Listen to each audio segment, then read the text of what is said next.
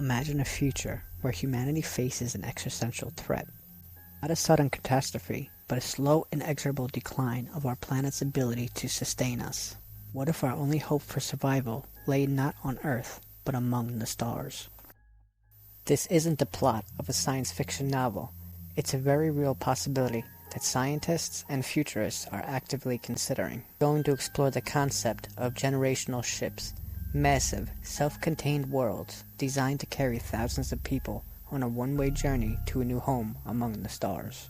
In this episode, we'll go into why we might need these colossal vessels, how can they be built, and what life might be like for the generations born and raised in the depths of space.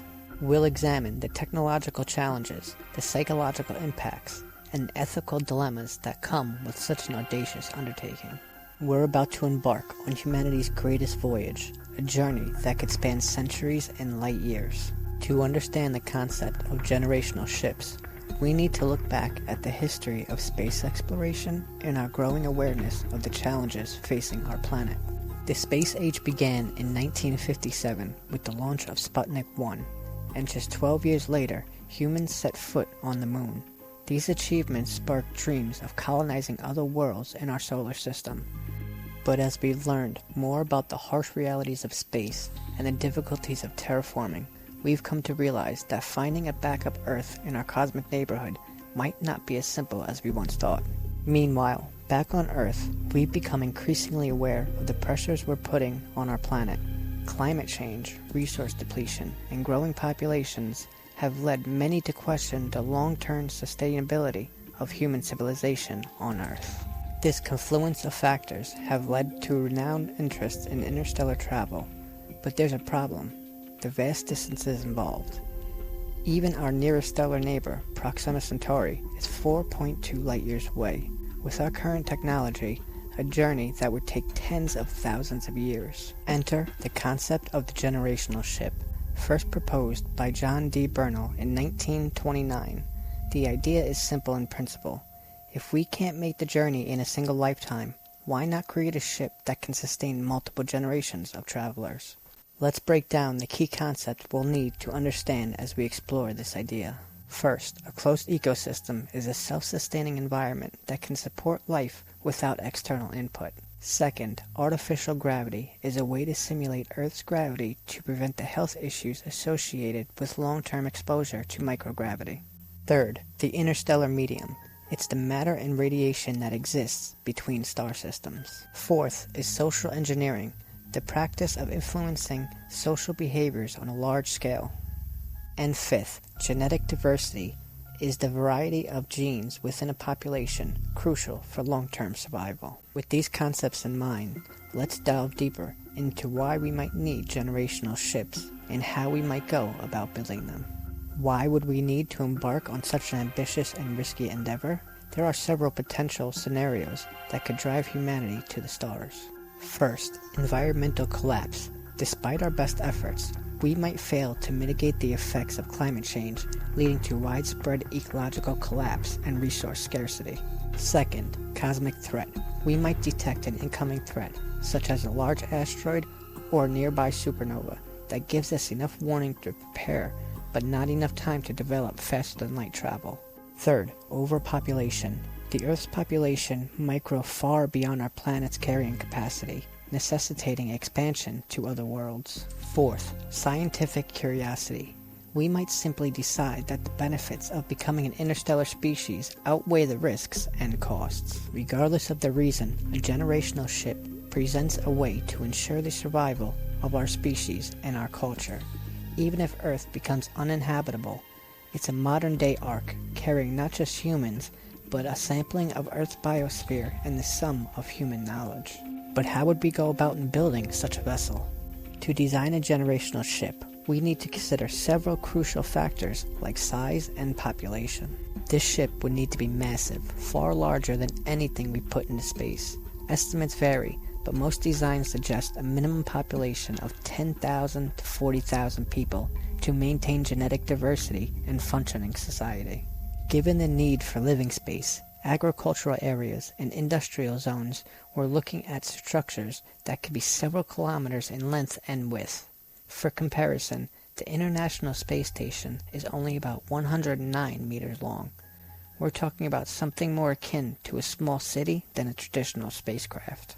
We would also need to figure out propulsion. Getting such a massive object up to speed and then slowing it down at the destination is a monumental challenge. Several propulsion methods have been proposed. First, nuclear pulse propulsion, which is detonating a series of small nuclear explosions behind the ship to provide thrust. This method proposed in Project Orion could potentially accelerate a large ship to a significant fraction of light speed. Second is fusion drives. If we can master fusion technology, it could provide the sustained thrust needed for interstellar travel. Third is solar sails, enormous light sails that could harness the power of our sun to accelerate the ship, though slowing down at the destination would be a challenge. And buzzard ramjets. These theoretical engines would scoop up hydrogen from the interstellar medium and use it as fuel, allowing for continuous acceleration. Regardless of the method chosen, the ship would likely need to accelerate for years or decades to reach a suitable speed, then coast for centuries before beginning a long deceleration phase. Next is power generation. A generational ship would need an enormous amount of power, not just for propulsion, but for life support, agriculture, and maintaining a comfortable living environment. Potential power sources include nuclear fission is a current technology, but fuel supplies would be limited. Next is nuclear fission. If we can develop practical fission reactors, they could provide power for centuries. Then there's antimatter, which is extremely energy dense, but currently far beyond our ability to produce or store in significant quantities. The solar power is effective near stars, but less useful in deep space. Perhaps the most crucial aspect of a generational ship is its ability to sustain human life for centuries without outside resources. This requires creating a closed ecosystem that can recycle air, water, and waste with near perfect efficiency. Agriculture would likely rely heavily on hydroponics and aeroponics with carefully managed artificial light cycles. A diverse range of crops would need to be cultivated to provide a balanced diet and maintain biodiversity. Waste recycling would be crucial. Every atom on the ship is precious and would be needed to continuously be reused. This includes human waste, plant matter, and even the bodies of the deceased. To prevent the health issues associated with long-term exposure to microgravity, the ship would need to simulate Earth's gravity. The most practical method proposed is rotation. By spinning cylindrical habitats, we can create centrifugal force that mimics gravity. The radius of rotation would need to be large, at least several hundred meters, to minimize the Coriolis effect, which could cause disorientation and motion sickness. In deep space, far from Earth's protective magnetic field, cosmic radiation becomes a significant threat. The ship's hull would need to incorporate extensive shielding, possibly using water tanks or electromagnetic fields to deflect harmful particles. Given the duration of the journey and the impossibility of outside assistance, every critical system would need multiple backups. The ship would also need extensive capabilities for self-repair and manufacturing replacement parts. Now that we've covered the basic design elements, now let's consider what life might be like for the inhabitants of a generational ship. The social structure aboard a generational ship would be crucial to its success. Every member of the society would need to have a clear role and purpose. This might resemble a blend of a small town and a large research institution, with everyone contributing to the maintenance and operation of the ship. Leadership roles would likely be filled through a combination of democracy and mediocrity, with a strong emphasis on education and specialized training from an early age. Education would be paramount. Not only would the ship's inhabitants need to maintain the knowledge and skills necessary to operate their vessel, but they would be needed to be responsible for preserving and advancing human knowledge for future generations. The educational system will likely be highly integrated with the day-to-day operations of the ship, with practical experience being as important as theoretical knowledge. Maintaining morale over generations would be crucial. The ship would need to provide ample opportunities for cultural expression, entertainment, and recreation. This might include virtual reality systems to simulate diverse environments, artistic pursuits like music, painting, and literature, sports adapted for the ship's environment, communal gatherings and celebrations. The psychological challenges of life aboard a generational ship would be significant. Inhabitants would need to cope with knowledge that they will never set foot on a planet, limited personal space and privacy, the inability to experience natural environments, the potential for claustrophobia and cabin fever. Robust mental health support systems would be essential, possibly including regular counseling for all inhabitants and carefully designed spaces to minimize psychological stress. Maintaining a stable population would be critical. Too few people could lead to genetic bottlenecks and skill shortages, while too many could strain the ship's resources. This might necessitate strict controls on reproduction, possibly including scheduling conception periods, genetic screening to maintain diversity and prevent hereditary diseases, artificial wombs or external gestation to reduce the risks associated with pregnancy in space. The ship will need a robust system of governance and law enforcement. Given the closed nature of the society, this system would need to be fair, transparent, and adaptable to changing circumstances over generations. Serious crimes might be particularly challenging to deal with, as traditional forms of imprisonment would be impractical and exile would be equivalent to a death sentence. Journey itself would provide unique opportunities for scientific research. The ship's inhabitants would be able to study the effects of long-term space habitation on human psychology and physiology, behavior of closed ecosystems over generations, the properties of the interstellar medium, and astronomical phenomena from unique vantage points. Research could be crucial for not only the success of the mission, but also for the achievement of human knowledge as a whole. While the concept of generational ships is fascinating, it raises numerous challenges and ethical questions. Building a generational ship would require an enormous investments of resources that could potentially be used to address problems on Earth. How do we justify that when there are pressing issues like poverty, disease, and environmental degradation to address? Who gets to go? And how do we select the initial population of the ship? We prioritize genetic diversity, specific skills, and other factors? And how do we ensure that this selection process is fair and ethical? Who might volunteer for the mission, but what about their descendants? Is it ethical to commit future generations to a life they didn't choose, with no possibility of return? How do we balance the need to preserve Earth's cultures and knowledge with the necessity of adapting to a unique environment of the ship?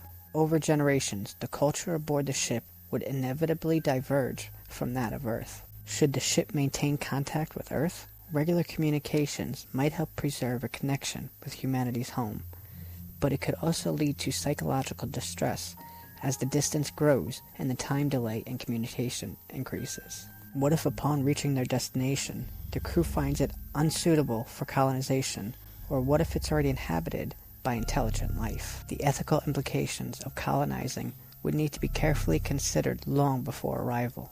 Given the long duration of the journey, this is possible that technological advances on Earth could lead to development of faster propulsion methods. A generational ship might be overtaken by later expeditions, rendering the sacrifices of its crew unnecessary. To what extent should we use genetic engineering to adapt future generations to life in space? This could increase the chances of the mission's success, but raises ethical concerns about human enhancement and the rights to future generations. Should we incorporate advanced AI systems to help manage the ship? This could increase efficiency and safety, but might also raise questions about human autonomy and the role of AI decision-making. These challenges and ethical considerations don't have any easy answers, but they're critical to address if we're ever to embark on such an ambitious journey. As we've explored in this episode, generational ships represent both an incredible technological challenge and a profound philosophical undertaking. They embody humanity's drive to explore, to survive, and to ensure a legacy among the stars. Let's recap the points that we've covered. Generational ships might become necessary due to environmental collapse, cosmic threats, overpopulation, or scientific curiosity. These vessels would be enormous, self-contained worlds requiring advanced propulsions, power generations, and life support systems. Life aboard would present unique challenges, from maintaining a stable society to preserving mental health and genetic diversity. The ethical implications of such a mission are vast, touching on issues of resource allocation, consent, and the very nature of human society. We stand on the precipice of becoming an interstellar species. We must ask ourselves, are we ready for the challenges and responsibilities that come with such a monumental step? Can we create a society worthy of carrying a torch of humanity to the stars? The concept of generational ships forces us to confront our place in the cosmos and our obligations to future generations. It challenges us to think on timescales far beyond a single human lifetime and to consider the legacy we want to leave among the stars. As we conclude, I invite you to ponder these questions. If you had the opportunity to be part of a generational ship mission, would you go? What kind of society would you want to create aboard such a vessel? And how might lessons learned from considering these missions be applied to create a more sustainable civilization here on Earth? The stars await us, but the journey begins here. With the choices we make today, the future of humanity may well depend on our ability to imagine, plan, and ultimately undertake voyages spanning generations and light years. Thank you for joining me on this exploration of generational ships. If you liked this video and found it to be thought-provoking, please like, comment, and subscribe for more content exploring the frontiers of science and technology. Until next time, keep looking up and dreaming big.